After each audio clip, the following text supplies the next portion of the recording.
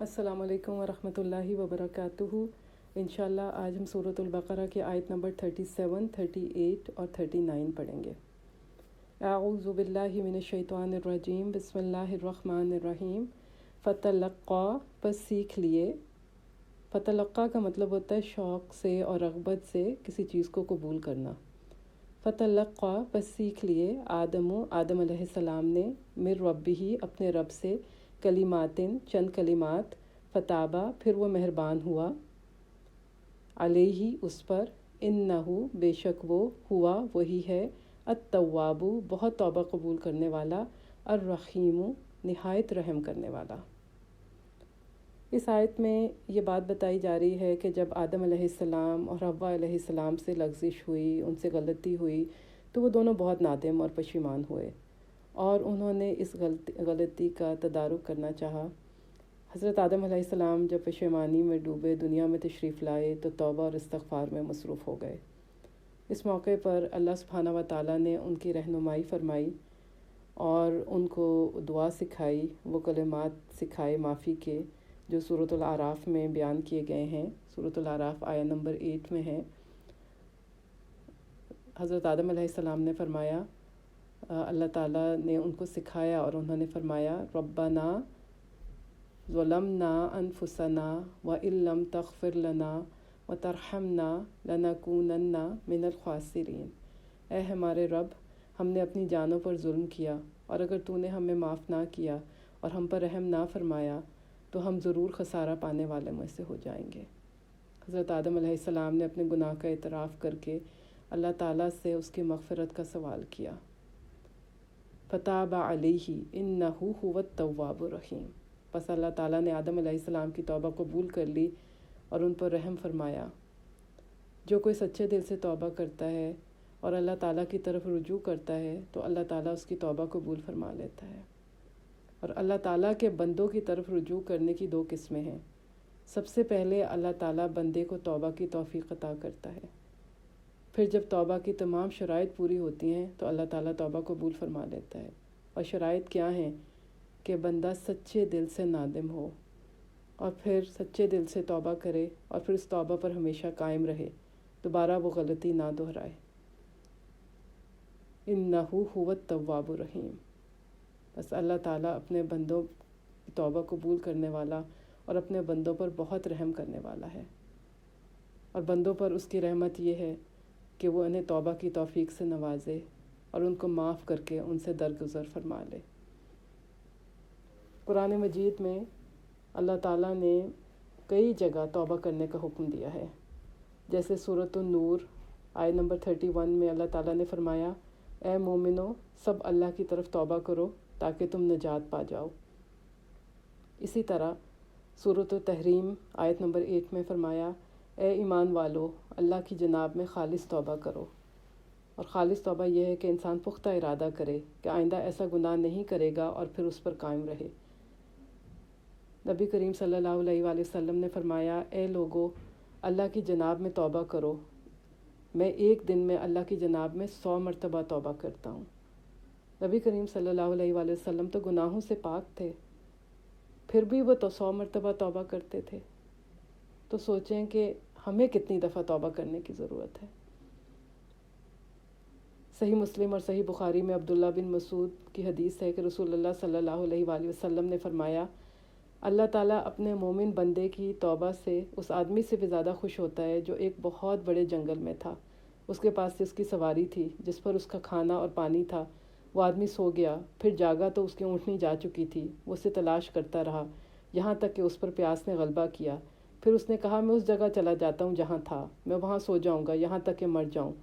تو اس نے مرنے کی نیت سے اپنا سر اپنے بازو پر رکھا اور لیٹ گیا، پھر وہ جاگا تو اس کی سواری اس کے پاس تھی، اس پر اس کا کھانا اور پانی بھی موجود تھا، تو وہ خوشی کے مارے پکار اٹھا کہ یا اللہ، میں تیرا رب اور تو میرا بندہ، بجائے اس کے کہ وہ کہتا کہ میں تیرا بندہ اور تو میرا رب، خوشی کے مارے وہ الٹا کہہ گیا۔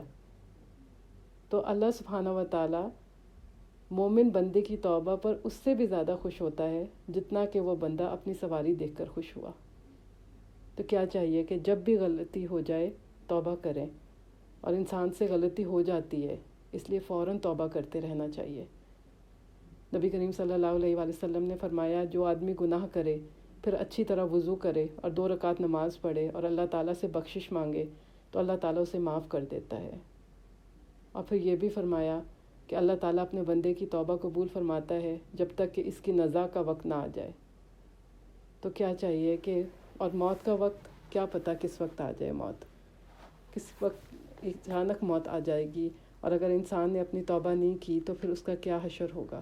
تو اس لیے ہر وقت بندے کو اللہ تعالیٰ سے توبہ کرتے رہنا چاہیے۔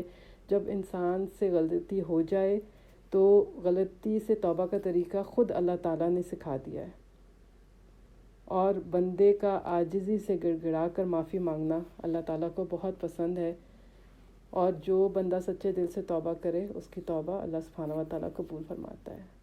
اللہ تعالیٰ ہمیں بھی سچے دل سے توبہ کرنے کی توفیق عطا فرمائے، آمین۔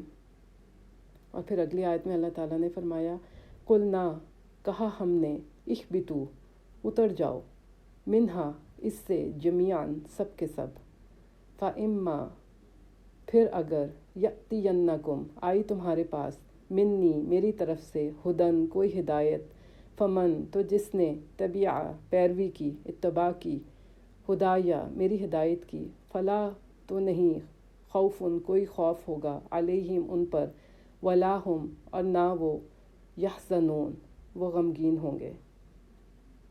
تم سب اتر جاؤ زمین میں، اس آیت میں فرمایا جا رہا ہے تم سب سے کیا مراد ہے کہ آدم علیہ السلام، حوا علیہ السلام اور ابلیس، تم سب زمین میں اتر جاؤ۔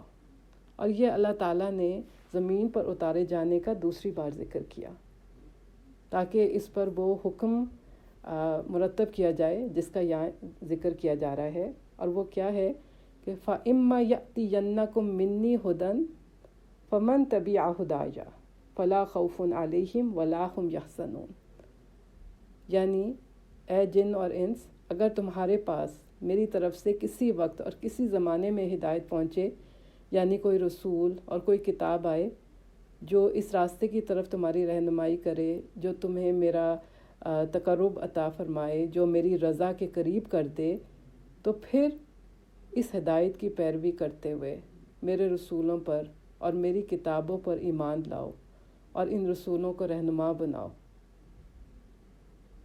تو جو یہ کرے گا اسی کے کوئی خوف نہیں ہوگا اور کوئی غم نہیں ہوگا۔ تو اللہ سبحانہ و تعالیٰ نے نبیوں کی شکل میں، آسمانی کتابوں کی شکل میں پیغام بھیجا، ہدایت آتی رہی، اور ہمارے پاس آج قرآن کی شکل میں ہدایت موجود ہے۔ زمین پر انسان کو بھیج کر اللہ تعالیٰ نے قدم قدم پر اس کی رہنمائی کی۔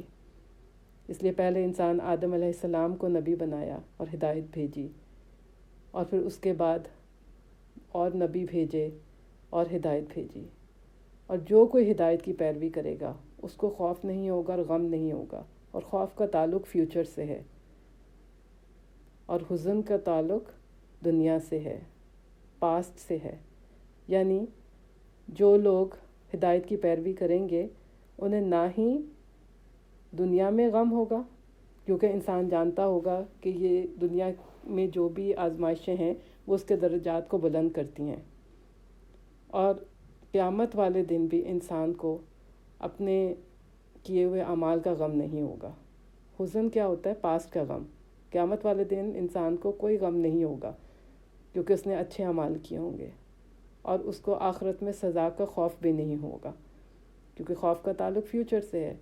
تو جو انسان ہدایت پر ہوگا اس کو نہ آخرت کا خوف ہوگا نہ اپنے اعمال کا غم ہوگا، کیونکہ وہ ہدایت یافتہ انسان ہے۔ اور اگلی آیت میں فرمایا وَالَّذِينَ كَفَرُوا، اور وہ جنہوں نے کفر کیا، وَكَذَّبُوا اور جھٹلایا، بِآيَاتِنَا ہماری آیات کو، اولئک یہی لوگ ہیں، اصحاب النار ساتھی آگ کے، ہم فیہا خالدون وہ ہمیشہ ہمیشہ اس میں رہیں گے۔ اب اس کے اپوزٹ کیا ہوگا کہ وہ لوگ جو کفر کریں گے، جو اللہ تعالیٰ کی آیتوں کو جھٹلائیں گے، وہی لوگ آگ کے ساتھی ہوں گے، یہی لوگ جہنمی ہوں گے، جہنم ان کے لیے لازم ہوگی۔ اور کیونکہ انہوں نے دنیا میں اللہ تعالیٰ کی ہدایت کی پیروی نہیں کی، اللہ تعالیٰ کے نبیوں کا انکار کیا، اللہ تعالیٰ کی آیات کو جھٹلایا، نیک اعمال نہیں کیے، تو ان کا جہنم ان کا ٹھکانہ ہوگی۔ ہم فیہا خالدون، اور وہ اس جہنم میں ہمیشہ ہمیشہ رہیں گے، کبھی اس سے باہر نہیں نکلیں گے۔ جہنم کا عذاب کبھی ان سے کم نہ ہوگا اور نہ کوئی مدد ان کو پہنچے گی۔ اللہ تعالیٰ سے دعا ہے کہ وہ ہمیں جہنم کی آگ سے بچائے اور توبہ کرنے کی اور ہدایت کے راستے پر چلنے کی توفیق عطا فرمائے، آمین۔ وآخر دعوانا ان الحمد للہ رب العالمین۔